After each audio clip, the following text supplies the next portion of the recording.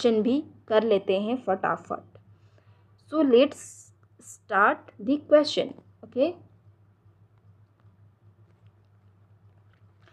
हमारा पहला क्वेश्चन है, आप लोग इसका आंसर दोगे। दो या दो से अधिक शब्दों से मिलकर बने हुए नए सार्थक शब्द को क्या कहते हैं? तो हम लोग जो अभी पढ़ रहे हैं, क्या पढ़ रहे हैं? समास। तो ऑब्वियसली इसका उत्तर हमारा क्या हो जाएगा? बी, समास। ठीक है। अब हमारा दूसरा क्वेश्चन है, समास का शाब्दिक अर्थ होता है।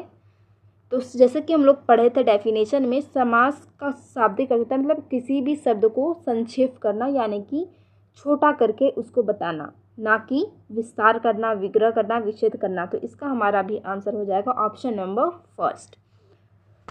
क्वेश्चन नंबर 3 फटाफट आप लोग बताओ। निम्नलिखित में से कौन सा पद अवयवी भाव समास है? अवयवी भाव समास हम लोग एग्जाम्पल करे थे, यथाशक्ति, प्रतिदिन, इस टाइप का हमने कुछ आपको बताया था। तो ये हमारा क्या हो जाएगा? अवयवी भाव समास, जिसमें पहला पद हमारा क्या होता है? प्रधान होता है। तो इसका हमारा ऑप्शन नंबर सी हो जाएगा, प्रतिदिन, जिसमें हमारा वर्ड आता था यथा, प्रति, ये सारा कुछ। ठीक है। अब हमारा नेक्स्ट क्वेश्चन है, चतुर्भुज में कौन सा समास आएगा?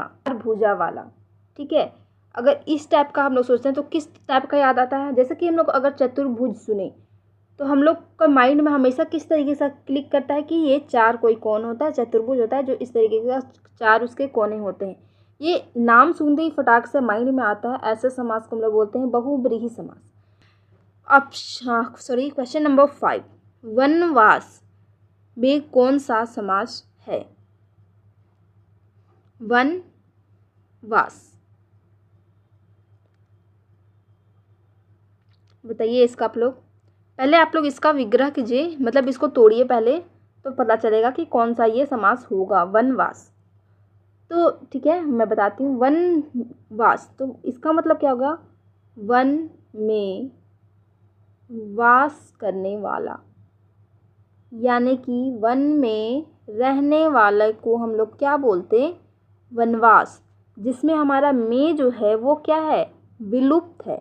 तो ऐसे शब्द, ऐसे समास को हम लोग कौन सा समास बोलते हैं? जो उसमें एक शब्द विलुप्त होता है, तो हम लोग इसको बोलेंगे तत्पुरुष समास। Option number B is correct answer. ठीक। अब क्वेश्चन नंबर 6, जिस समास में उत्तर पद प्रधान होने के साथ साथ पूर्व पद तथा उत्तर पद में विशेषण विशेष्य का संबंध भी होता है, उसमें कौन सा समास होता है? तो विशेषण और विशेष्य वाला हम लोग एक शब्द पढ़े थे कि वो कौन सा आता है। तो हमारा क्या हो जाएगा? ये ऑप्शन नंबर फर्स्ट, कर्मधारय समास। ठीक है। हमारा गगनचुंबी में समास है, बताइए। गगनचुंबी में समास है।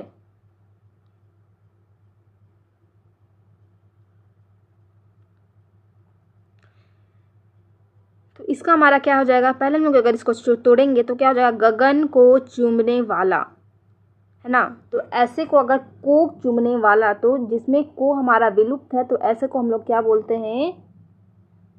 तत्पुरुष। ठीक है। हमारा क्या आंसर हो जाएगा? कर्म तत्पुरुष। ठीक।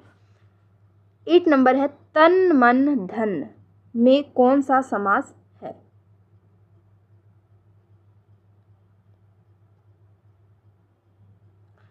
तन मन धन।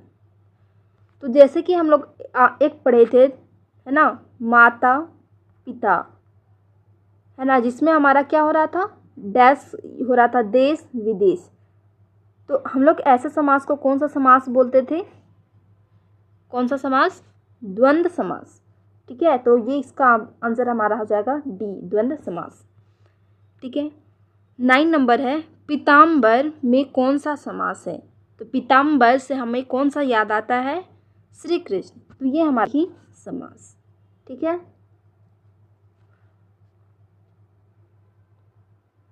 चलिए, क्वेश्चन नंबर 10, पंचवटी का में कौन सा समास है? तो पंचवटी, तो इससे हमारे साफ पता चल रहा है कि पाँच पाँच का कुछ आ रहा है यहाँ पे, ठीक है। तो द्विगु समास, द्विगु समास इसलिए क्योंकि हम लोग जानते हैं कि फर्स्ट में कोई भी संख्यावाचक संख्या आता है तो उसे हम लोग क्या बोलते हैं, द्विगु समास। और पंचवटी का मतलब है कि 5 वटियों का समूह, है ना। तो ये हमारा क्या हो जाएगा, पंचवटी, ठीक है। युधिष्ठिर में कौन सा समास है, तो ये क्या हो जाएगा, युधिष्ठिर में हमारा आ जाएगा बहुब्रीहि समास। क्वेश्चन नंबर 12, चौराहा में कौन सा समास है, चौराहा। तो ये क्या हो जाएगा हमारा, द्विगु समास, ठीक है। क्वेश्चन भाई और बहन में समास है, कौन सा समास होगा, ऐसे समास को हम लोग क्या बोलते हैं, माता पिता, भाई बहन, देश विदेश। तो ये हमारा आ जाएगा द्वंद्व समास, ठीक है। आजन्म शब्द का उदाहरण है, तो आजन्म,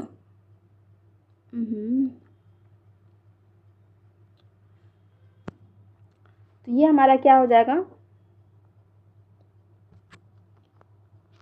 अव्ययीभाव समास, ठीक है। क्वेश्चन नंबर 15 पढ़िए। जिस समास के दोनों पद अप्रधान होते हैं वह कौन सा समास होता है, दोनों पद अप्रधान होते हैं।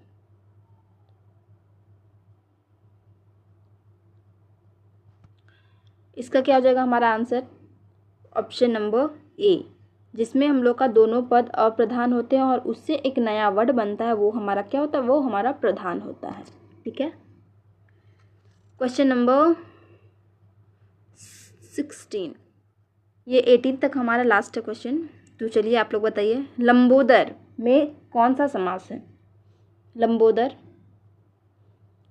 क्या पढ़े थे हम लोग, लंबोदर की लंबा है जिसका ओदर यानी कि श्री गणेश। तो ये हमारा कौन सा आ जाएगा, ऑप्शन नंबर डी, बहुब्रीहि समास, ठीक है। पाप पुण्य में कौन सा समास है, पाप और पुण्य एक साथ आ रहा है, जो दोनों ही क्या है हमारा, दोनों वर्ड जो है प्रधान है, तो ऐसे वर्ड को हम लोग क्या बोलते हैं, द्वंद्व समास, ठीक है। परमेश्वर में कौन सा समास है,